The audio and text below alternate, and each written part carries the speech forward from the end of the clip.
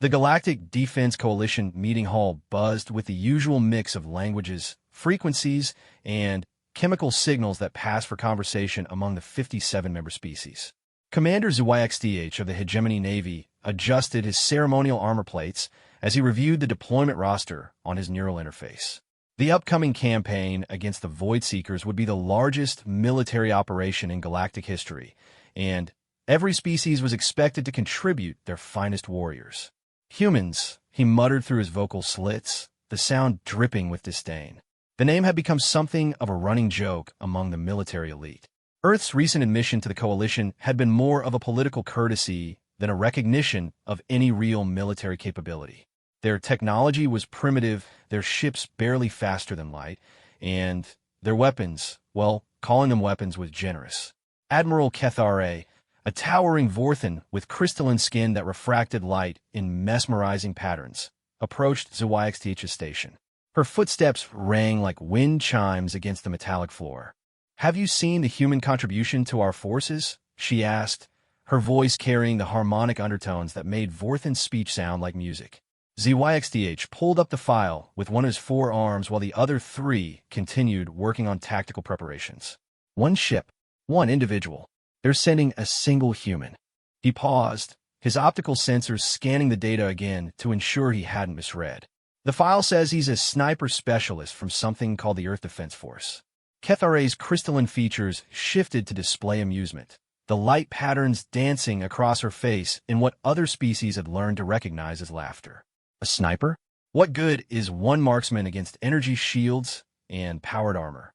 Even our basic infantry can withstand direct hits from plasma cannons." The conversation attracted attention from nearby officers. General Thakmar, a hulking Bruton whose species had evolved from pack predators, lumbered over on his massive legs. His scarred hide bore the marks of 100 battles, and his reputation for tactical brilliance was matched only by his contempt for weakness. "Humans think small," he growled, his voice like grinding stone. "They see individual targets instead of strategic objectives. One sniper against an army of void seekers? It's almost insulting." "Perhaps it's a translation error," suggested Lieutenant Veltar, a Xanathi whose serpentine form coiled and uncoiled nervously. "Maybe they mean a squadron of snipers, or a sniper team with support equipment?" ZYXDH double-checked the translation matrix. "No error. One human, one weapon, one small ship. The weapon designation is..." He paused, his translator struggling with the human terminology. "A rifle, chemical propulsion, solid projectiles." The specifications list the projectile mass as approximately 50 grams and velocity at roughly 1,000 meters per second. The gathered officers fell silent for a moment before erupting into what could only be described as interspecies laughter. Thakmar's rumbling chuckles shook dust from the ceiling fixtures. Kethare's light patterns flickered so rapidly they appeared almost strobe-like. Even a normally stoic Veltar's hood fluttered with barely contained mirth. 50 grams, wheezed Admiral Kethare between harmonic giggles. "My dress uniform weighs more than that. What are they planning to do? Annoy the Void Seekers to death?" General Thakmar wiped moisture from his eyes with the back of one massive hand. "Chemical propulsion. When was the last time anyone used chemical explosives for anything other than mining operations? My grandfather's grandfather might have seen weapons like that in a museum." The human ship had arrived 3 days earlier, docking at Bay 94 in the civilian section of Nexus Station. None of the military brass had bothered to meet it, assuming it was some kind of diplomatic gesture or perhaps a civilian contractor. The ship itself was unremarkable by galactic standards, a small, boxy vessel that looked like it had been assembled from spare parts and determination. Its hull showed signs of rough travel, with scorch marks and micrometeorite impacts that would have been polished away on any self-respecting military vessel. Commander ZYXDH had assigned a junior logistics officer to handle the human's quarters and equipment needs, treating it as he would any low-priority cargo delivery. The human had requested nothing special, standard atmosphere, basic rations, and permission to test his weapon at the station's small arms range. The request had been granted with barely a glance at the paperwork. "I suppose we should at least review his combat record," ZYXDH said, more out of professional obligation than genuine interest. He pulled up the classified section of a human's file, expecting to find the usual padding and embellishment that characterized most military records. The file was surprisingly sparse. Marcus Chun, Earth Defense Force Special Operations Division. Age 34 standard years. Previous assignments. ZYXTH's optical sensors widened slightly. This can't be right. What is it? Kethar A asked, her crystalline form shifting to show curiosity. According to this, he has over 400 confirmed kills in less than 10 years of service. ZYXTH reread the number.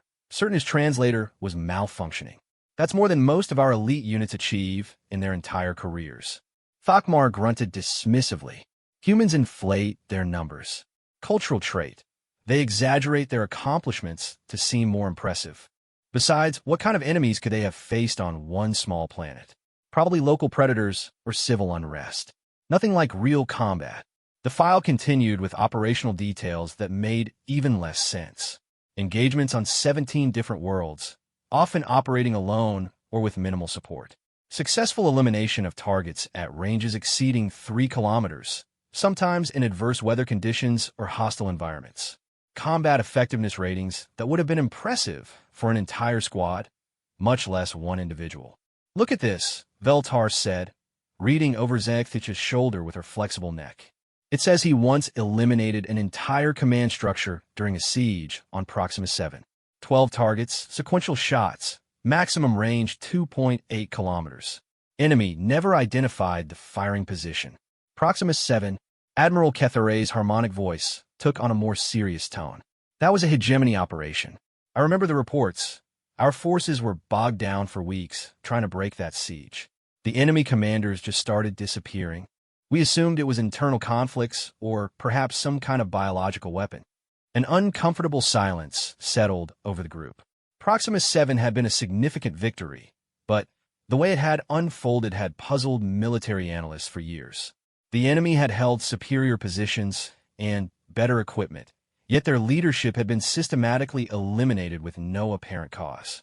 Battle recordings showed soldiers simply falling without any visible weapon discharge or energy signature. Chemical projectiles wouldn't show up on our sensors, ZYXDH admitted reluctantly. They don't emit energy signatures, don't trigger countermeasures designed for plasma or particle weapons. Impossible, Thakmar rumbled, but his voice lacked its earlier certainty. No chemical weapon could penetrate modern armor at those ranges. The projectile would lose too much velocity, wouldn't have enough kinetic energy to be effective. Lieutenant Veltar's serpentine form had gone very still, a sign of deep thought among her species. Unless, what if the weapon isn't designed to penetrate armor through brute force? What if it's designed to exploit specific vulnerabilities that we don't consider because our own weapons don't work that way? The tactical implications hung in the air like a noxious gas. Every species in the coalition had developed their military technology along similar lines. Energy weapons, kinetic barriers, powered armor designed to deflect or absorb massive amounts of directed energy. But those defenses were optimized for specific types of threats. Chemical projectiles were so archaic that few modern systems even bothered to account for them. We should schedule a demonstration, Kethare said finally. If this human's capabilities are genuine, we need to understand them before deployment. If they're fabricated, we need to know that too. ZYXDH nodded, already accessing the station's scheduling system. I'll arrange for him to visit the main testing range tomorrow. We can observe his equipment and methods firsthand. Make it interesting, Thakmar suggested with a predatory grin. Set up some real targets, powered armor, energy shields, maybe some of those new hegemony combat drones. If he's as good as his file claims, he should be able to handle military-grade equipment. The arrangements were made with typical military efficiency. The human would be given access to the station's primary weapons testing facility, a massive chamber that could simulate various combat environments and house targets of any size or protection level. Standard operating procedure would be followed. Full documentation, multiple observers, and complete sensor coverage. None of them expected what they would witness the next day. Marcus Chun arrived at the testing facility precisely on time, a habit that had been drilled into him during his early military training. He walked with the easy, confident gait of someone comfortable in their own skin, carrying his equipment in a worn canvas bag that looked like it had seen better decades. His appearance was unremarkable by human standards. Average height, lean build, dark hair kept military short, and brown eyes that seemed to take in everything without appearing to stare. The observation deck was crowded with officers who had heard about the demonstration through the military rumor network. What had started as a small evaluation had grown into something of an event, with representatives from a dozen different species present to witness the human's performance. "Is that his weapon?" Admiral Kethare asked, pointing to the long, dark object Marcus was assembling on the firing line. The rifle looked positively ancient compared to the sleek energy weapons favored by coalition forces. It was constructed primarily of metal and synthetic materials, with mechanical components that actually moved when Marcus operated them. The scope mounted on top was purely optical, without any of the electronic targeting assistance that modern weapons took for granted. Primitive General Tokmar Grunteth. Look at the size of it. Must weigh 15 kilograms at least. How does he expect to carry that in combat? Marcus methodically checked his equipment, running through procedures that spoke of endless repetition and ingrained habit. He adjusted the scope, tested the action of the rifle, and arranged several boxes of ammunition within easy reach. His movements were economical and purposeful, without wasted motion or unnecessary flourishes. The targets had been set up at various ranges throughout the chamber. Closest were standard infantry dummies at 500 meters, equipped with basic energy shields and light armor. At 1,000 meters, several combat drones hovered in patrol patterns, their adaptive camouflage making them difficult to spot. At the far end of the range, nearly 2 kilometers away, a deactivated hegemony heavy assault suit stood motionless, its armor rated to withstand direct hits from ship-mounted weapons. "Begin when ready," Commander ZXDH announced through the chamber's communication system. Marcus settled into a prone position behind his rifle, his body conforming to the weapon like it was a natural extension of himself. He spent several minutes studying the targets through his scope, making minute adjustments to account for factors the observing officers didn't even recognize as variables. The first shot came without warning. The rifle made a sharp crack that echoed through the chamber, followed immediately by the distinctive whine of a projectile moving at tremendous velocity. One of the infantry dummies at 500 meters simply exploded, its energy shield overloaded, and armor ruptured in a shower of sparks and debris. "Impossible," breathed Lieutenant Veltar. "The energy requirements alone should have weight. There was no energy discharge." Marcus was already working the rifle's action, ejecting the spent cartridge and chambering another round. His movements were smooth and practiced, the entire cycle taking less than 2 seconds. The second shot followed quickly, and another dummy disintegrated. "He's not using energy weapons at all," ZYXDH realized. "Pure kinetic impact." But the velocity, chemical propulsion shouldn't be able to generate those kinds of numbers. The third target fell, then the fourth. Marcus worked his way through the infantry dummies with methodical precision, each shot finding its mark despite energy shields that should have deflected or absorbed the impact. The projectiles somehow passed through the defensive barriers as if they didn't exist, striking the armor targets with devastating effect. "How is he penetrating the shields?" Admiral Kethare asked, her crystalline form flickering with agitation. "Those are military-grade barriers, rated for continuous megawatt exposure." Marcus had moved on to the combat drones, which presented a much more challenging target. They were moving in unpredictable patterns, their adaptive camouflage making them nearly invisible against the chamber's background. The humans spent more time on these shots, tracking each target carefully before firing. The first drone fell with a single shot, its systems failing catastrophically as the projectile found some critical component. The second and third followed in rapid succession, Marcus adjusting for their movement patterns with an intuitive understanding that spoke of extensive experience. "Pattern recognition," General Thakmar muttered. "He's reading their flight algorithms, predicting where they'll be instead of where they are." The final challenge waited at maximum range, the hegemony assault suit, its armor thick enough to shrug off anything short of artillery. Marcus took his time with his target, making careful adjustments to his scope and checking wind indicators that the observing officers hadn't even noticed existed in the controlled environment. The shot, when it came, was different from the others. The rifle's report was deeper, more resonant, suggesting a heavier projectile or greater propellant charge. The projectile's flight time was noticeably longer at that range, giving the observers time to track its path through the chamber's sensor network. The assault suit's helmet exploded in a spray of metal and ceramic fragments. The projectile had somehow penetrated armor designed to withstand ship-mounted weapons, finding a weak point that shouldn't have existed or exploiting a vulnerability that the suit's designers had never considered. Marcus stood up, shouldering his rifle with practiced ease. He began packing his equipment while the observing officers stared at the devastated targets in stunned silence. "Questions?" he asked simply, his voice carrying clearly through the chamber's communication system. The observation deck erupted in confused chatter as officers tried to process what they had witnessed. The human had systematically defeated every defensive system they had presented, using weapons technology that by all rights should have been completely ineffective against modern military equipment. Commander ZYXDH was the first to find his voice. "Ow," he asked simply. Marcus paused in his packing, considering the question. "Your shields are designed to stop energy weapons, plasma, particle beams, directed electromagnetic pulses. They work by absorbing or deflecting energy across a broad spectrum. But they don't interact with solid matter moving below certain velocity thresholds." "But the kinetic energy," protested Admiral Kethare. "A 50-gram projectile shouldn't have enough impact force to penetrate military armor."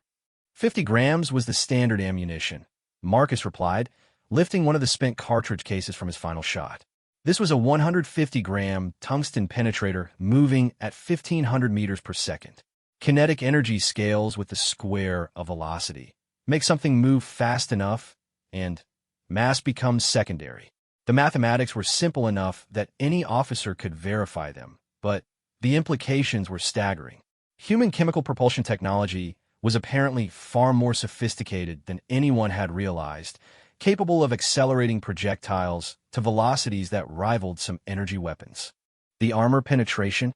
General Thakmar asked, his professional interest overriding his earlier skepticism. Marcus walked over to the remains of the assault suit, pointing to the precise point where his projectile had struck. "Joint seam, where the helmet connects to the torso. Every armor system has them. Points where protection has to be compromised for mobility or function.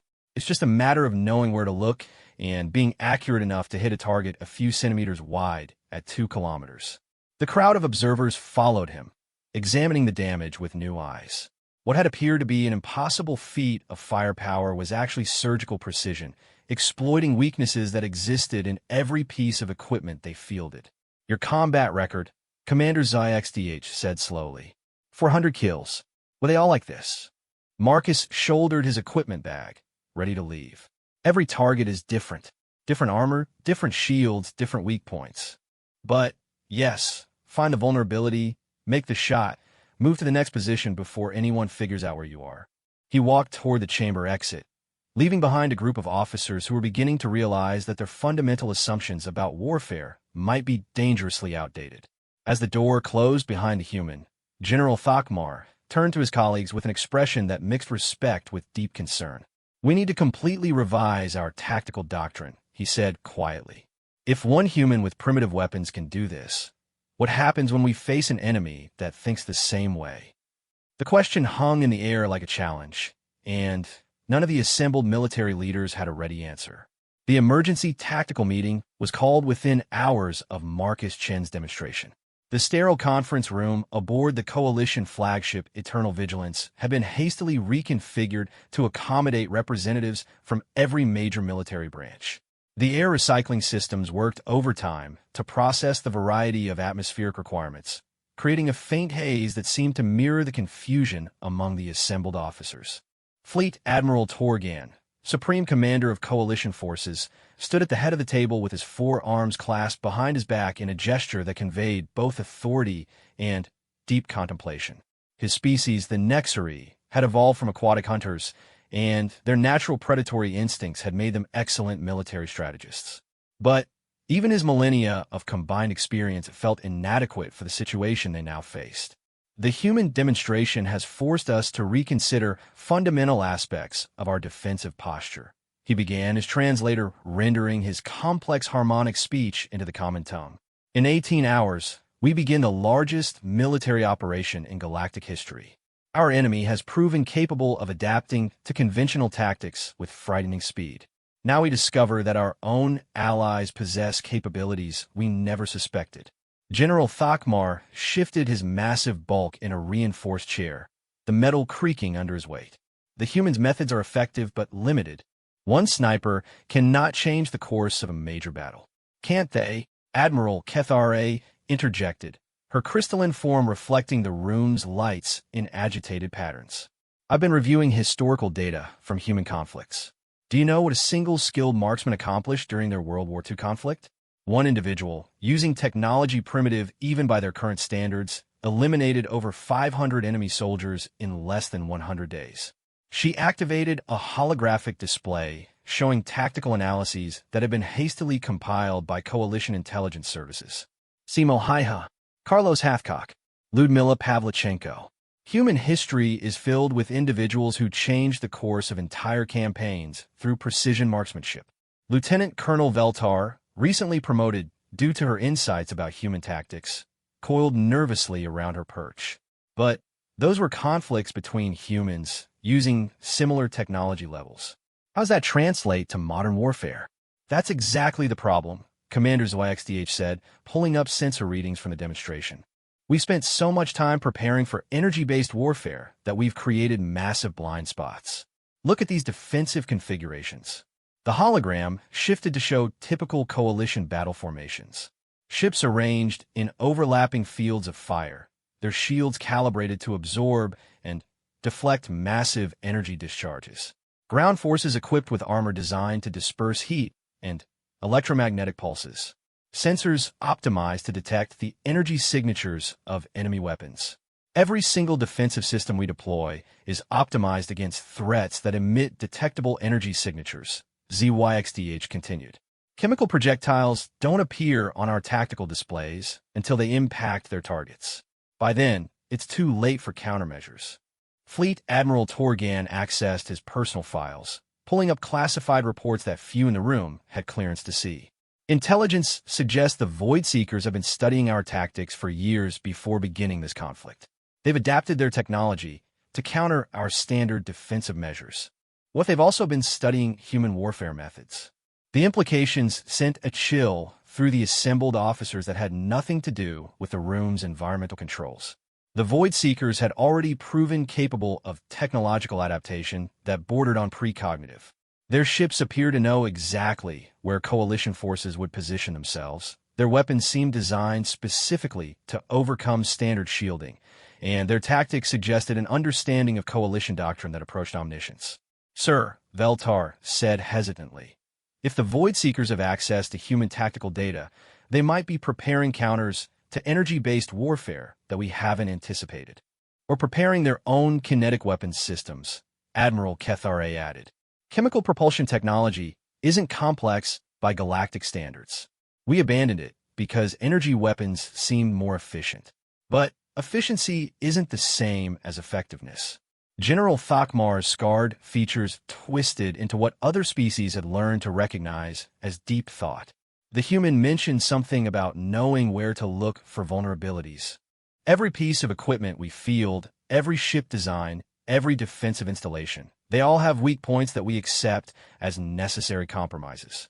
And we've never bothered to classify or protect those weak points, Commander ZYXDH realized. Why would we? No modern weapon could exploit them with sufficient precision. The tactical displays around the room began updating as junior officers fed new data into the analysis systems. Coalition ship schematics appeared with highlighted areas showing joints, sensor arrays, and other critical components that were necessarily less protected than main armor sections. Ground installations revealed similar vulnerabilities, points where structural integrity, sensor coverage, or defensive fire had to be compromised for operational functionality. We need to speak with the human again, Fleet Admiral Torgan decided. If he's willing to share tactical insights, we need to understand exactly what our vulnerabilities look like from his perspective. The summons reached Marcus as he was completing routine maintenance on his rifle in the small quarters he'd been assigned.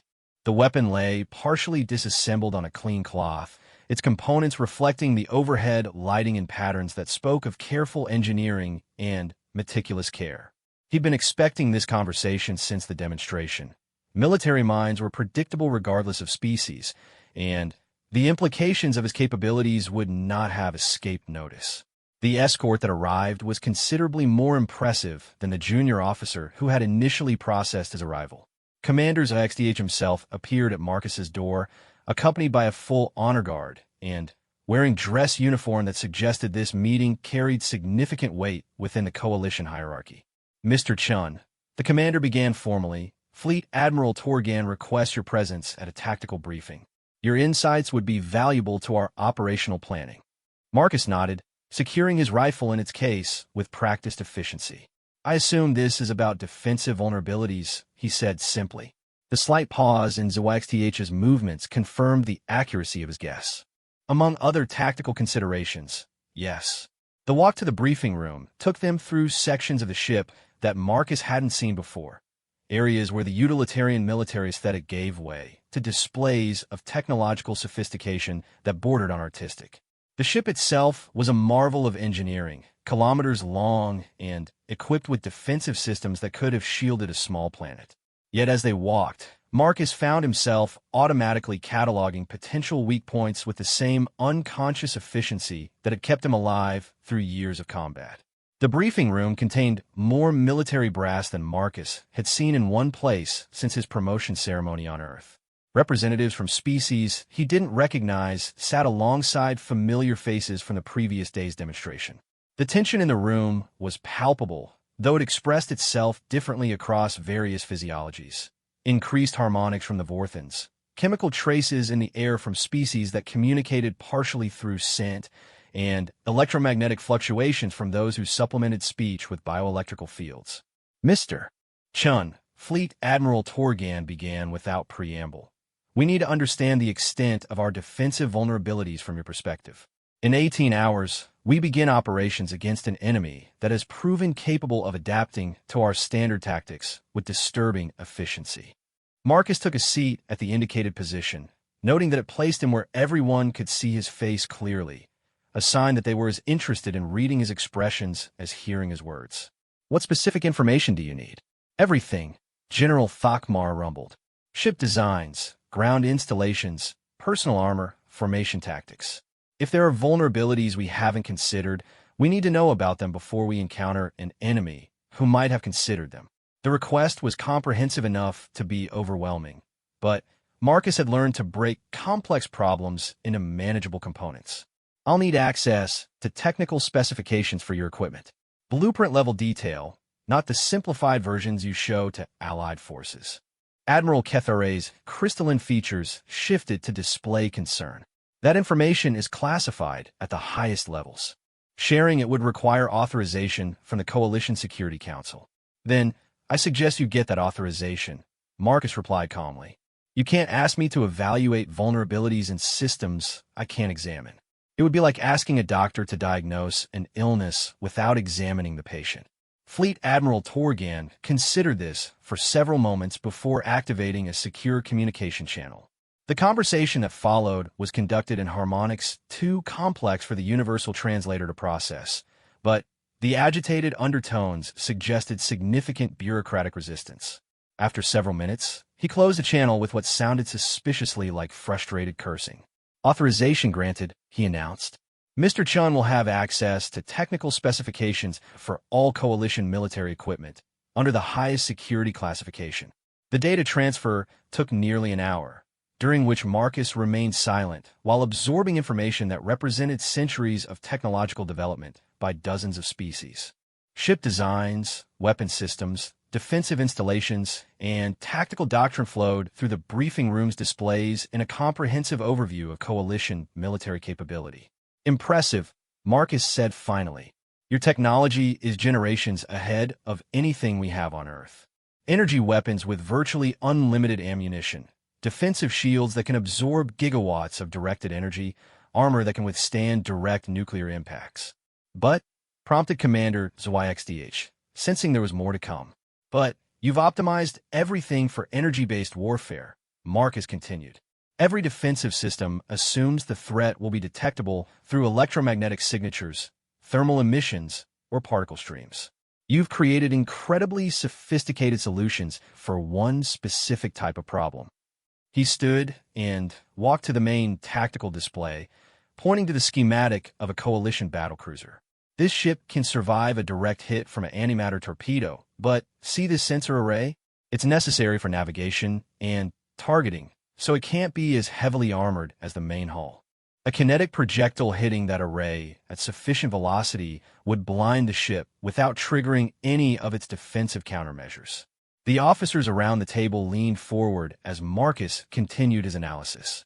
Each piece of equipment revealed weaknesses that had been invisible to eyes trained to see only energy-based threats. Joint seams where armor plates met, cooling vents that expelled waste heat, sensor windows that couldn't be protected by conventional shielding. The vulnerabilities exist because they have to, he explained. You can't build a perfect fortress that also functions as a military system. Everything is a compromise between protection and capability. The trick is understanding which compromises your enemy knows about and can exploit. And the Void Seekers? Admiral Kethare asked. If they have access to similar information, what would they target? Marcus spent several minutes reviewing coalition engagement reports with the Void Seekers, studying weapon effects and damage patterns with the analytical eye of someone trained to think like both hunter and prey. They're already exploiting some of these vulnerabilities, he concluded. Look at this pattern from the Battle of Rigel Station. The display showed tactical recordings from a recent engagement where coalition forces had suffered significant losses despite technological superiority. Marcus highlighted specific moments where Void Seeker weapons had achieved disproportionate effects against coalition defenses. They're not trying to overwhelm your shields with raw power, he pointed out. They're hitting specific points where your shielding intersects with physical structures. The shields can absorb the energy, but the underlying materials can't handle the stress transfer. General Thakmar's expression darkened as he recognized the tactical implications. They're using our own defensive systems against us. The stronger we make our shields, the more stress we place on the connection points. It's elegant, Marcus admitted. They've turned your strength into a weakness without you realizing it. Classic asymmetric warfare. Find the one thing your enemy doesn't expect and exploit it ruthlessly. Lieutenant Colonel Veltar had been analyzing the data through her species' particular talent for pattern recognition. If they understand our vulnerabilities this well, why haven't they achieved complete victory? They should be able to defeat us easily. Marcus considered this question carefully. Because they're still thinking like you do, to some extent. They're using advanced energy weapons to exploit the vulnerabilities instead of simpler kinetic systems. It works, but it's not as efficient as it could be. What would be more efficient? Fleet Admiral Torgan asked, though his tone suggested he wasn't entirely sure he wanted to know the answer. Chemical projectiles properly designed and deployed, Marcus replied. Cheap to manufacture, undetectable until impact, capable of exploiting virtually any physical vulnerability. A few strategically placed shots could disable a battleship more effectively than hours of conventional bombardment. The briefing room fell silent as the assembled officers contemplated the implications. Their most advanced military technologies, representing the pinnacle of galactic civilization, could potentially be defeated by weapons that humans had been using for centuries. We need to begin immediate defensive modifications, Admiral Kethare said finally. If the Void Seekers haven't realized this yet, they will eventually. And we need to consider deploying human tactics ourselves, General Thakmar added reluctantly. If kinetic weapons are this effective, we should be using them. Marcus shook his head. You're thinking about this backwards. The goal isn't to copy human weapons or abandon your own technology. The goal is to understand how asymmetric thinking works and apply it with your own capabilities. Explain, Fleet Admiral Toagan commanded. Your energy weapons are incredibly sophisticated, Marcus continued. Instead of abandoning them, modify them to exploit the same vulnerabilities that kinetic weapons would target. Design focused beam weapons that can punch through joint seams. Create targeting systems that prioritize structural weak points over heavily armored sections. The concept sparked immediate interest among the tactical staff. Rather than reverting to primitive technology, They could enhance their existing capabilities with improved understanding of vulnerability exploitation. And defensively? Commander ZYXDH asked. Assume your enemy knows about every vulnerability we've discussed today, Marcus replied. Design redundant systems, create false targets that look critical but aren't, develop countermeasures for kinetic weapons, even if you don't think anyone is using them. This changes everything, Admiral Kethare said quietly. Our entire tactical doctrine, our ship designs, our strategic planning, all of it needs to be reconsidered. Fleet Admiral Torgan stood, his expression grim but determined. We have 16 hours before the operation begins. I want preliminary modifications implemented on all frontline vessels. New targeting protocols, enhanced defensive measures, and contingency plans for asymmetric threats. And the human? General Thakmar asked, looking at Marcus with what might have been newfound respect. Mr. Chan will be deployed with the Advanced Reconnaissance Force, the Admiral decided. If the Void Seekers have prepared countermeasures for our standard tactics, we need someone who thinks differently about warfare. Marcus nodded acceptance of the assignment, already beginning to consider the tactical challenges that lay ahead. The Coalition was about to enter the largest battle in galactic history with a fundamentally new understanding of warfare, and he would be there to help implement strategies that no one, human or alien, had ever attempted on such a scale. As the briefing concluded and officers dispersed to begin implementing changes that would reshape galactic military doctrine, Marcus remained behind to study the enemy intelligence reports one more time. The Void Seekers were clearly intelligent and adaptable, but they had revealed patterns in their tactical thinking that suggested certain assumptions about how warfare should be conducted. Those assumptions, he realized, might be their weakness. The Coalition advanced fleet dropped out of hyperspace at the edge of the Kepler 442 system with all the subtle grace of a meteor shower. 300 warships of varying sizes and configurations spread across millions of cubic kilometers of space, their arrival sending ripples through local gravitational fields that would be detectable on every sensor array within 50 light-years. It was by design impossible to miss.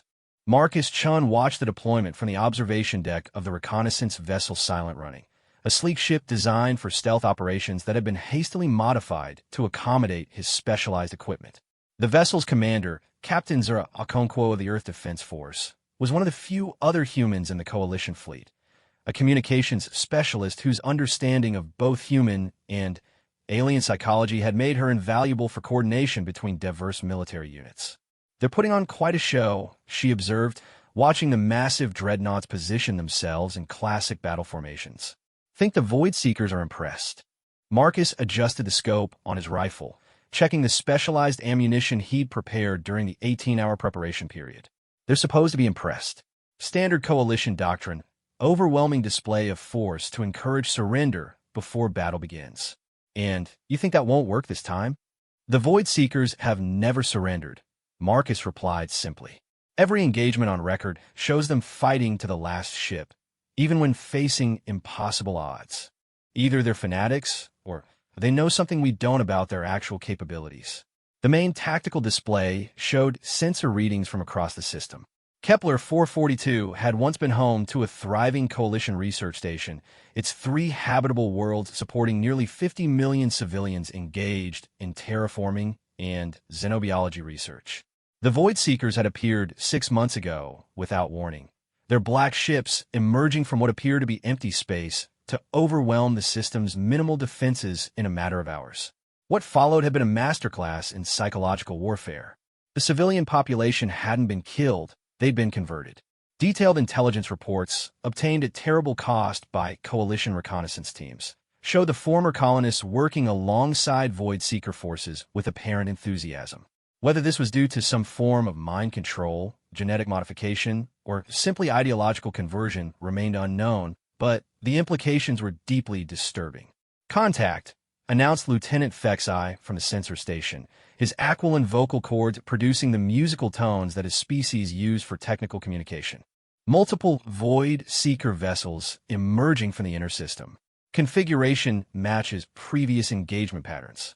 The tactical display updated to show a fleet roughly half the size of the Coalition force moving to meet them.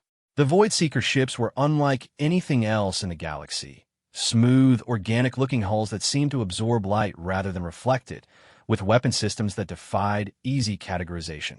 Their technology appeared to be at least equivalent to Coalition standards, but implemented through principles that suggested a completely different approach to engineering.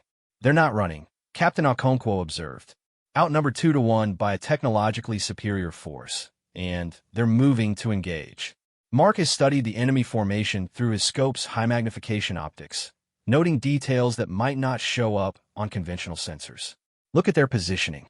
They're not trying to maximize their firepower or create overlapping defensive fields. What are they doing? Creating opportunities for individual ships to break through our formation," he realized. Standard Coalition doctrine assumes the enemy will try to match our tactical approach: coordinated group actions, mutual support, concentrated firepower. But they're planning to fragment the engagement into dozens of individual battles. The implications were immediately clear to anyone trained in military tactics. Coalition forces were designed to work as integrated units, with ships supporting each other through shared sensor networks, coordinated defensive systems, and synchronized weapon targeting. If the Voidseekers could break up that coordination, they would be facing individual coalition vessels that couldn't fully utilize their technological advantages. "Admiral Torgan needs to know about this," Captain Okonkwo decided, opening a priority communication channel to the flagship. The response came back within seconds. Admiral Kethare's harmonic voice carrying clearly through the ship's communication system. "Reconnaissance 7, this is Fleet Command. Explain your tactical assessment." Marcus took the comm unit, switching to the frequency he'd been assigned for direct tactical reporting. "Admiral, the enemy formation suggests they plan to fragment our battle line into individual engagements. Recommend maintaining tight formation discipline and avoiding pursuit of individual targets." "Understood. What's your assessment of their defensive capabilities?" "Unknown, ma'am. Their ships don't match any known design principles, and our previous engagement data is limited. Request permission to conduct close-range reconnaissance before the main engagement." There was a pause while Admiral Kethare consulted with her tactical staff. "Permission granted. Reconnaissance 7 is authorized for independent operations. Fleet engagement will commence in 47 minutes. The silent running detached from the main fleet with the kind of acceleration that would have been impossible for larger vessels. Captain Okonkwo's piloting skills, honed through years of flying reconnaissance missions in hostile territory, brought them within sensor range of the Voidseeker formation while remaining undetected through a combination of stealth technology and tactical maneuvering. "Getting detailed scans now," reported Lieutenant Fexai. "Their hull composition is unlike anything in our databases. It appears to be partially organic, possibly grown rather than constructed." Marcus studied the enemy ships through his rifle scope, the high-magnification optics revealing details that conventional sensors might miss. "There," he said suddenly, highlighting a specific area on the nearest Voidseeker vessel. "See that cluster of structures near what looks like their engine section? Sensor arrays?" Captain Okonkwo guessed. "Command and control system," Marcus corrected. "Look at the positioning relative to their weapon mounts and the energy distribution patterns. That's where their tactical coordination is happening." The revelation was significant.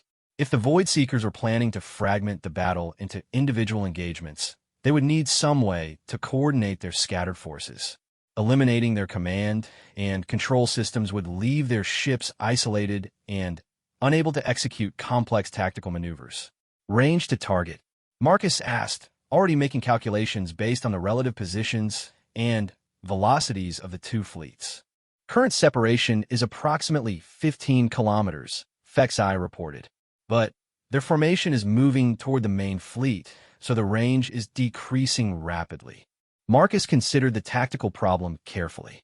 A shot at this range would be challenging under any circumstances, but the fact that both his platform and the target were moving at significant velocities added layers of complexity that required precise calculation. The projectile's flight time would be nearly 20 seconds, during which both ships would travel considerable distances along unpredictable courses. "I can make the shot," he decided finally, "but I'll need you to maintain a steady course for 30 seconds after I fire. No evasive maneuvers, no course corrections. Captain Okonkwo understood the implications immediately. Maintaining a steady course would leave the silent running vulnerable to detection and retaliation, but any deviation would throw off Marcus's calculations and cause the shot to miss its target. "You'll have your 30 seconds," she promised. Marcus settled into a shooting position, the rifle's bipod deployed and locked to provide a stable platform. The scope's optics brought the distant Void Seeker vessel into sharp focus, allowing him to see details of its alien construction that no human eyes had observed at such close range. The command module he had identified was clearly visible, its biomechanical components pulsing with what appeared to be bioelectrical activity.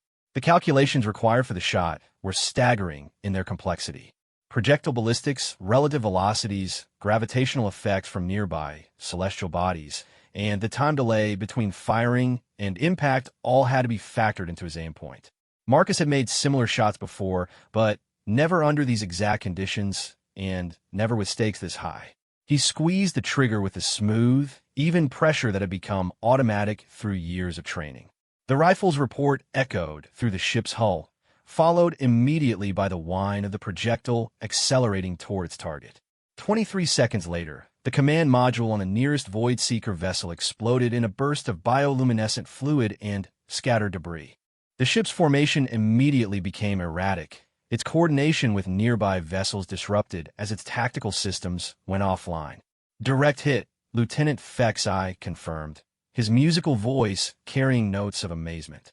"The target vessel is exhibiting signs of significant system degradation." Marcus was already working the rifle's action, chambering another round. Next target, bearing 27 Mark 15. The ship with the enlarged sensor array. The second shot followed 3 minutes later, after careful observation revealed the target vessel's movement patterns. This time the range was slightly greater, but the target was maintaining a more predictable course. The projectile found its mark with devastating precision, crippling another Void Seeker ship's command capabilities. "That's going to get their attention," Captain Okonkwo warned, her instruments showing increased activity from the enemy formation. She was right. The Void Seeker fleet had noticed the attacks on their command vessels, and their response was swift and decisive. 3 of their smaller, faster ships broke formation and began accelerating toward the Silent Running's last known position. "Time to leave," Marcus said, securing his rifle as Captain Okonkwo engaged the ship's stealth systems and began evasive maneuvers. The retreat took them on a circuitous path back toward the Coalition fleet, staying just ahead of the pursuing Void Seeker vessels while avoiding detection by their more sophisticated sensor arrays. The chase lasted nearly 20 minutes, during which Marcus had time to observe the enemy ship's capabilities firsthand. "They're faster than our intelligence estimates suggested," he noted, watching the pursuing vessels through the ship's rear sensors. "And their maneuverability is exceptional. But look at their formation discipline." Captain Okonkwo studied the tactical display, noting how the 3 ships moved in precise coordination despite the absence of visible communication between them. They're operating like a single organism. No communication delays, no coordination errors. Hive mind, Marcus realized. That's why they fragment our formations. They can maintain perfect coordination even when scattered across the battlefield, while we lose efficiency as our command structure breaks down. The insight was crucial for understanding Void Seeker tactics, but it also revealed a potential vulnerability. If their ships operated as extensions of a collective intelligence, then disrupting that intelligence might have effects far beyond what conventional warfare theory would predict. They rejoined the Coalition fleet just as the main engagement began. The Void Seekers had closed to effective weapons range and opened fire with energy weapons that seemed to ignore conventional defensive measures. Coalition shields, designed to absorb and dissipate massive amounts of energy, overloaded and failed under sustained bombardment from weapons that somehow transferred their energy directly to critical ship systems. They're using the same vulnerability exploitation we discussed. Captain Okonkwo observed as Coalition vessels began taking damage despite their technological advantages. Marcus watched the battle unfold through his scope, identifying patterns in the Void Seeker attacks that confirmed his earlier assessment. They're not trying to destroy our ships outright. They're targeting specific systems to reduce our combat effectiveness while keeping the hulls intact. Why preserve the ships if they're planning to defeat us? Because they want to capture them, Marcus realized with growing alarm. Look at the damage patterns. They're systematically disabling our vessels without destroying them. They're planning to add them to their own fleet. The tactical implications were staggering. If the Void Seekers could capture Coalition vessels and somehow integrate them into their collective intelligence, they would gain access to advanced technology while simultaneously weakening Coalition forces. It was a strategy that could turn temporary defeats into permanent advantages. Admiral Kethare needs to know about this, Captain Okonkwo said, opening an emergency communication channel. Fleet Command, this is Reconnaissance 7, Marcus reported. The enemy is attempting to capture Coalition vessels intact. They're targeting specific systems to disable rather than destroy our ships. Confirmed, came Admiral Kethare's reply. We've lost 3 vessels to boarding actions in the past 10 minutes. Enemy forces appear to be taking control of our ship's systems. Marcus studied the battle through his scope, watching as Void Seeker boarding parties somehow gained access to Coalition vessels despite their intact hull integrity. They're not boarding through conventional means, he reported. They're using some kind of matter transmission technology. The revelation changed everything about the tactical situation. If the Void Seekers could transport boarding parties directly onto Coalition ships regardless of defensive measures, then traditional fleet combat doctrine was completely ineffective. Every disabled vessel would become an enemy asset within minutes of being neutralized. What do you recommend? Admiral Kethare asked, her harmonic voice carrying undertones of barely controlled frustration. Marcus considered the problem from multiple angles, drawing on years of asymmetric warfare experience to find solutions that conventional military thinking might miss. We need to deny them the captures, he decided finally. Any ship that's disabled needs to be destroyed before they can board it. You're suggesting we destroy our own vessels? I'm suggesting we prevent them from adding our technology to their capabilities, Marcus clarified. A destroyed ship is a tactical loss. A captured ship is a strategic disaster. The order to implement friendly fire protocols on disabled vessels was one of the most difficult decisions any military commander could make, but Admiral Kethare recognized its necessity.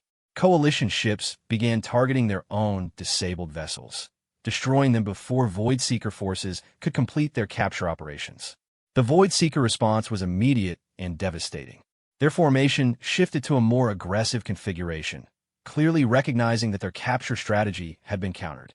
What followed was a traditional fleet engagement of the type that Coalition forces had been designed to win, ship-to-ship combat using concentrated firepower and coordinated tactics. But as the battle intensified, Marcus noticed something that sent chills through his tactical awareness. The Void Seeker ships that had been damaged by his earlier shots were beginning to show signs of regeneration, their biomechanical hulls literally healing the damage they had sustained. Captain, he said quietly, we may have a bigger problem than we thought. The regeneration of the Void Seeker vessels changed the fundamental nature of the engagement.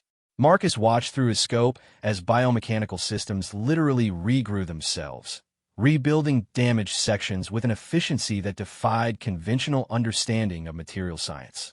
What had appeared to be decisive hits against their command and control systems were being systematically repaired as the organic components of their ships reasserted their original configurations. Fleet Command, Reconnaissance 7, Marcus reported urgently. Enemy vessels are demonstrating active regeneration capabilities. Previous damage is being repaired at an accelerated rate. Admiral Kethare's response carried harmonics that Marcus's translator interpreted as controlled alarm. Confirmed. Tactical analysis suggests their hull integrity is returning to approximately 90% of original specifications. Time to full restoration estimated at 12 minutes. The Coalition fleet found itself facing an enemy that could literally heal faster than they could inflict damage. Traditional attrition warfare, the foundation of most military doctrine, became meaningless when the opponent could recover from wounds that would cripple or destroy conventional vessels. Captain Okonkwo studied the tactical displays with growing concern. Our energy weapons are designed for sustained bombardment to overwhelm defensive systems. If they can repair damage faster than we can inflict it, then we need to inflict damage they can't repair. Marcus finished, already considering alternatives. Captain, what do you know about their internal architecture?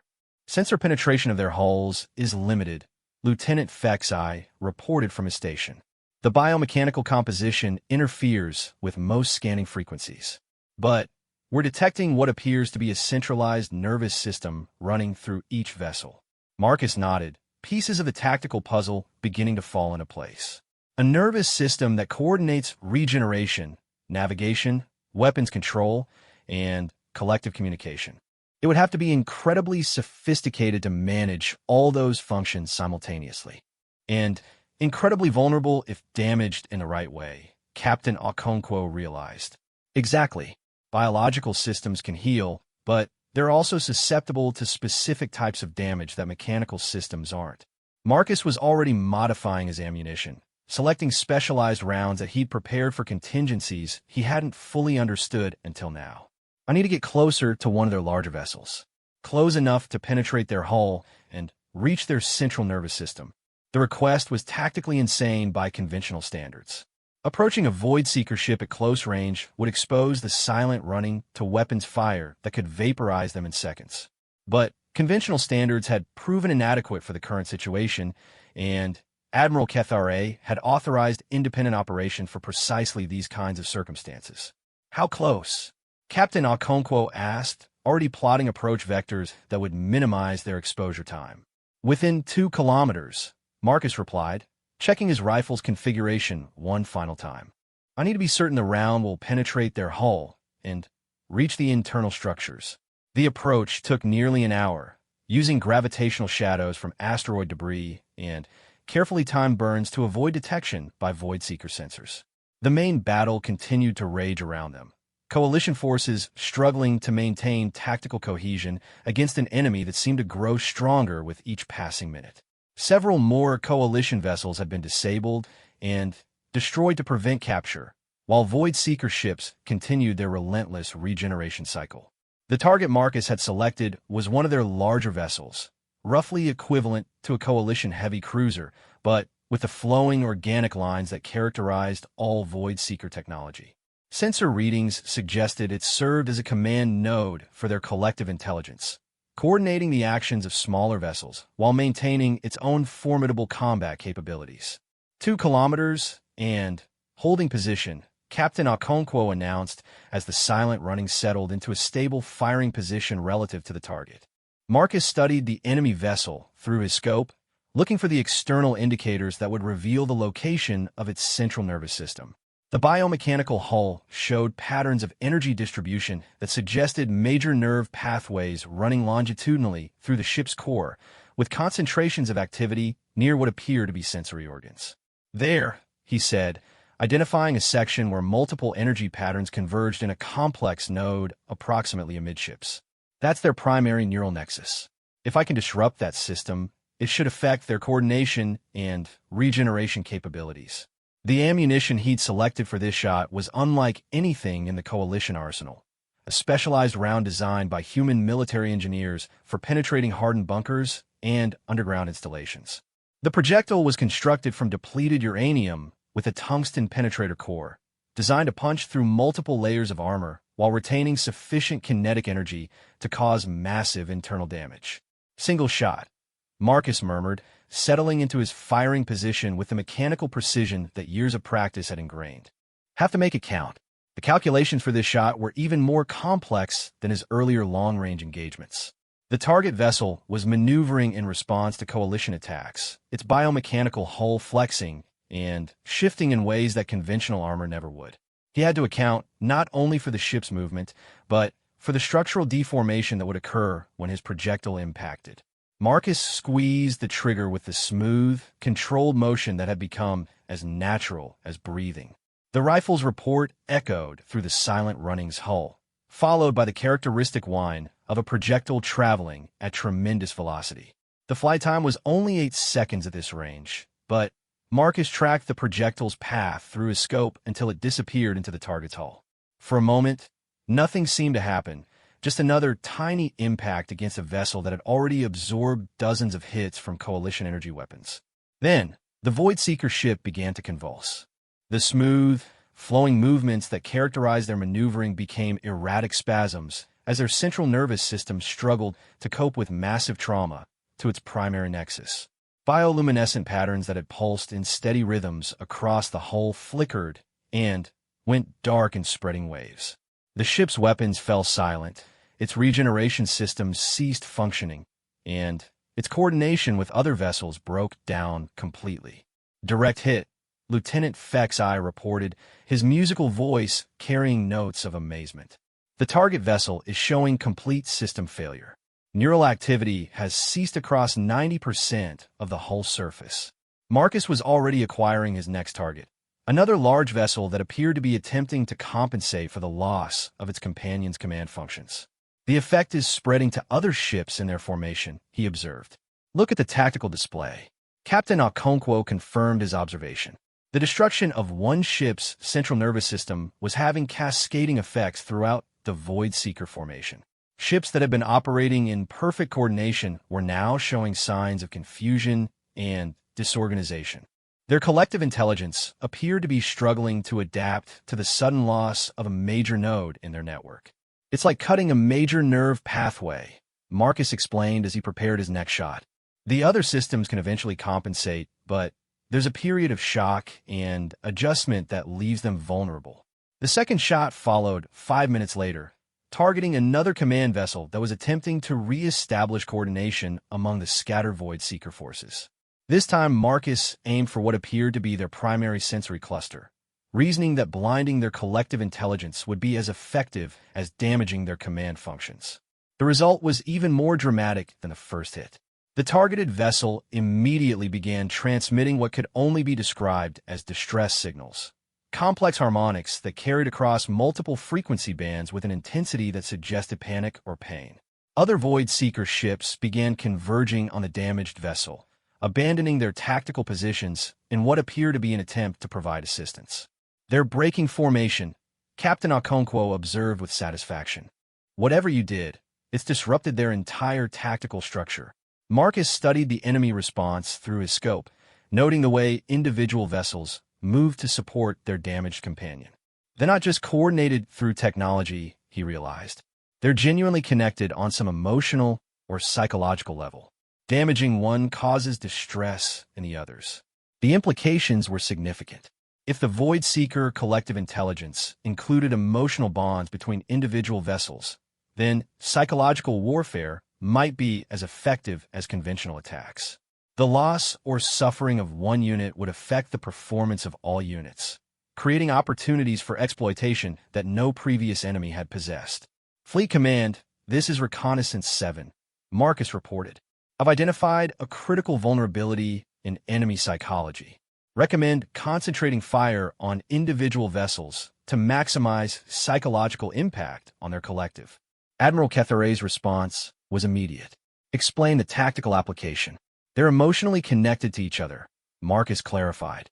Destroying one ship causes psychological trauma in the survivors. If we can inflict enough emotional damage, their collective intelligence might collapse entirely. The concept was revolutionary in the context of galactic warfare. Most species fought as individuals or small units, with limited emotional investment in their companion survival. The idea of an entire fleet sharing emotional bonds that could be exploited tactically had never been seriously considered by coalition strategic planners. Implementing new targeting protocols, Admiral Kethare announced. All units are authorized to concentrate fire for maximum psychological impact rather than tactical efficiency. The change in coalition tactics was immediately apparent. Instead of spreading their attacks across multiple targets to maximize overall damage, coalition ships began focusing their combined firepower on individual Void Seeker vessels. The results were devastating, not just in terms of physical destruction, but in terms of the psychological impact on the survivors. Each destroyed Void Seeker ship sent waves of distress through their collective network, causing other vessels to abandon tactical positions and cluster together in defensive formations that made them easier targets for coalition weapons. Their coordination, which had been their primary advantage, became a liability as emotional responses overrode tactical logic. Marcus continued his precision strikes against key vessels, targeting command nodes and sensory clusters with the specialized ammunition that could penetrate their biomechanical hulls. Each successful hit not only disabled a ship, but sent psychological shockwaves through the entire enemy formation. "They're beginning to retreat," Lieutenant Fexi announced, tracking the movement of the surviving Void Seeker vessels. Remaining ships are withdrawing toward the inner system. The retreat was unlike anything Coalition forces had observed in previous engagements with the Void Seekers. Instead of the organized, tactical withdrawal that professional military units typically executed, this appeared to be a rout driven by fear and emotional trauma. Ships fled in random directions, their collective intelligence apparently unable to maintain coherent command structure under the psychological assault. "Pursuit," Captain Okonkwo asked, ready to follow the fleeing enemy vessels. Marcus considered the tactical situation carefully. The immediate threat had been neutralized, but the Void Seekers had demonstrated capabilities that suggested they might have additional resources in the inner system. Pursuing them into potentially prepared positions might negate the psychological advantage that Coalition forces had gained. Negative, he decided. We've broken their immediate formation, but we don't know what other assets they have in system. Better to consolidate our gains and gather intelligence before pressing the attack. The decision proved wise. Over the following hours, long-range sensors detected massive movement in the inner system as the surviving Void Seeker forces regrouped around what appeared to be a significant installation on the second planet. Intelligence analysis suggested they were preparing defensive positions that would be far more challenging to assault than the mobile fleet engagement they had just concluded. But the psychological warfare tactics that Marcus had identified would give Coalition forces a significant advantage in any future engagement. For the first time since the conflict began, they understood how to exploit a fundamental weakness in Void Seeker psychology. The question now was whether that understanding would be enough to overcome whatever defenses the enemy had prepared in the inner system. The Coalition fleet spent 3 days conducting reconnaissance of the inner system while their engineers worked to implement the tactical modifications that Marcus's insights had made possible. The Silent Running maintained a position at the edge of sensor range, using its stealth capabilities to gather intelligence about Void Seeker defensive preparations without triggering a premature engagement. What they discovered was both impressive and terrifying. The second planet, designated Kepler 442b, had been transformed into a massive fortress complex within the 6 months since the Void Seekers had occupied the system. Biomechanical structures covered entire continents, their organic architecture pulsing with the same bioluminescent patterns that characterized their ships. Most disturbing were the converted civilian populations, who appear to be working alongside Void Seeker forces with enthusiasm that suggested either complete indoctrination or fundamental genetic modification. Population estimate is 47.3 million, Lieutenant Fexi reported, his musical voice carrying undertones of distress, all showing biosignatures consistent with Void Seeker conversion processes. No detectable resistance movements or unconverted populations. Marcus studied the planetary surveys through his scope, noting the defensive installations that dotted the surface like malignant growths. Each structure appeared to be both a weapons emplacement and a living organism, capable of the same regeneration that had made the ships so difficult to damage permanently. The scale of the fortification suggested that conventional assault tactics would be catastrophically expensive, even with the Coalition's technological advantages. "They've been planning this for longer than 6 months, he observed. This kind of transformation requires resources and preparation time that suggests a much larger operation than we initially understood." Captain Okonkwo nodded grimly. Intelligence estimates suggest this might be a staging area for expansion into other systems. If we can't retake it, then they'll have a permanent foothold in Coalition space, Marcus finished, and a base of operations for converting additional populations. The strategic implications were clear to everyone involved in the planning sessions. Kepler 442 had become more than just a tactical objective. It was a test of whether Coalition forces could develop effective countermeasures to Void Seeker conversion technology. Failure here would likely mean facing similar fortress worlds throughout Coalition territory as the enemy expanded their sphere of influence. Fleet Admiral Torgan arrived aboard the flagship Eternal Vigilance to personally oversee the assault planning. His 4 arms gestured in complex patterns as he reviewed the intelligence data, his aquatic hunter instincts recognizing patterns that pure analysis might miss. Their defensive strategy relies on the same collective intelligence that we disrupted in space, he concluded after hours of study. But the scale is much larger. 47 million converted minds linked into their network, which means the psychological warfare tactics that worked against their fleet might be even more effective here, Marcus suggested. But it also means the emotional trauma from any successful strikes will be amplified across the entire population. Admiral Ketheray's crystalline form flickered with concern.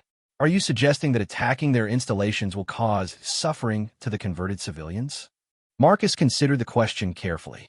The moral implications of the situation were complex enough to challenge even experienced military ethicists. I'm suggesting that their conversion process might be reversible if we can disrupt their collective network. But we won't know for certain until we try. The assault plan that emerged from 48 hours of intensive planning represented a completely new approach to planetary warfare. Instead of attempting to overwhelm the Void Seeker defenses through superior firepower, coalition forces would implement a strategy of surgical strikes designed to fragment their collective intelligence into manageable segments. Marcus would deploy with the first wave, tasked with identifying and eliminating the primary neural nexuses that coordinated defensive operations. His success in disrupting their space-based collective had earned him a level of tactical authority unusual for someone of his technical rank. But Fleet Admiral Torgan understood that conventional military hierarchy was less important than effective results. The key is to avoid giving them time to adapt, Marcus explained during the final briefing aboard the Silent Running. Their collective intelligence learns from each engagement, so we need to hit multiple targets simultaneously before they can develop countermeasures. The assault began at 0400 hours local time, when most of the converted population would be in their dormant cycle. Coalition stealth ships penetrated the planet's orbital defenses using improved tactics that exploited the same technological blind spots that Marcus had identified. Energy shields designed to stop massive weapons proved ineffective against small, fast-moving projectiles that conventional sensors couldn't track. The Silent Running descended through the planet's atmosphere using a trajectory that avoided the major defensive installations while bringing Marcus within range of his primary targets. The biomechanical structures were even more impressive from close range, their organic architecture displaying levels of complexity that suggested intelligence rather than mere construction. First target is the Continental Coordination Node, Lieutenant Fexi reported, highlighting a massive structure that rose from the planet's surface like a biological skyscraper. Energy readings suggested it served as a primary communications hub for the collective intelligence network. Marcus studied the structure through his scope, identifying the critical systems that would need to be disrupted to maximize tactical effect. Unlike the ships they had engaged in space, these installations were rooted in the planet's geology and supplied with resources that would enable rapid regeneration. Single shots would be insufficient. He would need to inflict damage faster than their healing systems could compensate. Modified ammunition, he announced, selecting rounds that had been specially prepared for this engagement. Designed to fragment after penetration and continue causing damage to internal systems. The first shot punched through the structure's outer shell and detonated internally, sending cascades of secondary explosions through what appear to be nerve pathways. Bioluminescent patterns across the installation flickered and died as critical systems went offline. More importantly, similar disruptions began appearing in defensive installations across the continent as the collective intelligence struggled to compensate for the loss of a major coordination node. Effect confirmed across target area, Captain Okonkwo reported. Coalition ground forces are reporting decreased resistance as enemy defensive coordination breaks down. Marcus was already acquiring his next target, a cluster of smaller installations that appeared to serve as backup coordination points. The Void Seeker Collective was attempting to adapt to the loss of their primary node by distributing command functions among multiple smaller systems. They're learning, he observed with professional respect. But they're still thinking like a collective. They're trying to maintain coordination instead of accepting tactical independence. The insight proved crucial for the success of the assault. As Marcus systematically eliminated coordination nodes across the planet's surface, Void Seeker defenses became increasingly fragmented. Individual installations began operating independently, without the tactical synchronization that had made them so effective. Coalition ground forces exploited the confusion to establish footholds on the planet's surface and begin their advance toward population centers. The most critical moment came when Marcus identified what appeared to be the primary conversion facility, a massive biomechanical complex where Coalition civilians were being processed through whatever technology the Void Seekers used to integrate minds into their collective. The facility was heavily defended, but its defenses were designed to resist conventional assault rather than precision strikes from undetectable weapons. "If I can disrupt their conversion process," Marcus explained as he prepared for the most challenging shot of the engagement, "we might be able to reverse the effects on the affected populations." The target was a neural nexus buried deep within the conversion facility, protected by multiple layers of biomechanical armor, but visible through a sensor window that appeared to be necessary for the conversion process to function. The shot would require penetrating nearly 50 meters of living tissue while accounting for the facility's active defensive systems. Marcus loaded a specialized penetrator round designed specifically for this target, a tungsten dart surrounded by reactive material that would clear a path through organic armor while maintaining sufficient velocity to reach critical systems. The calculations were staggering in their complexity, requiring him to account for tissue density variations, defensive countermeasures, and the possibility that the facility's structure might shift during the projectile's flight time. "Single shot, maximum effect," he murmured, settling in a firing position with the absolute concentration that critical moments demanded. The rifle's report echoed across the planetary surface, followed by 23 seconds of tense silence as the projectile carved its way through layer after layer of biomechanical defenses. When it finally reached its target, the effect was immediate and dramatic. The conversion facility began convulsing like a living creature in pain. Bioluminescent patterns that had pulsed with steady rhythms collapsed into chaotic flickers. Most importantly, the converted civilians within the facility began showing signs of recovery as the neural networks that had integrated them into the collective intelligence started to break down. "Conversion process disrupted," Lieutenant Fexai announced with musical tones that suggested celebration. "Civilian populations are showing return to individual consciousness patterns." The success at the primary facility created a cascade effect across the planet's surface. As the Void Seeker collective intelligence lost its ability to maintain the conversion process, millions of civilians began recovering their individual identities. The psychological trauma of the collective's dissolution sent shockwaves through the remaining Void Seeker forces, causing widespread system failures and defensive collapses. Within hours, Coalition ground forces had secured major population centers and established contact with recovered civilian leaders. The conversion process appeared to be completely reversible, though the psychological trauma of having been part of an alien collective would require extensive counseling and rehabilitation. The remaining Void Seeker forces, deprived of their collective intelligence and converted population base, began a fighting withdrawal toward the outer system. Their retreat was more organized than their previous route, suggesting that they retained some capability for independent operation, but they no longer posed an immediate threat to Coalition control of the system. "System secured," Fleet Admiral Torgan announced during the post-engagement briefing. "Void Seeker forces have withdrawn beyond the Heliopause. Civilian populations have been recovered and are receiving medical attention." Marcus stood at the observation deck of the Silent Running, watching as Coalition medical ships began the complex process of treating 47 million recovered civilians. The victory was complete by any tactical measure, but the implications of what they had discovered about Void Seeker capabilities would reshape galactic military doctrine for generations to come. "You've changed everything," Captain Okonkwo observed, joining him at the observation window. "The way we think about warfare, the way we design our defenses, even the way we understand intelligence itself." Marcus nodded, already considering the broader strategic implications of their success. "The Void Seekers will adapt to these tactics eventually. They're too intelligent to make the same mistakes twice. But we've proven that their collective intelligence has exploitable weaknesses. And we've proven that human tactical thinking can be integrated with Coalition technology," she added. "That combination might be what saves the galaxy."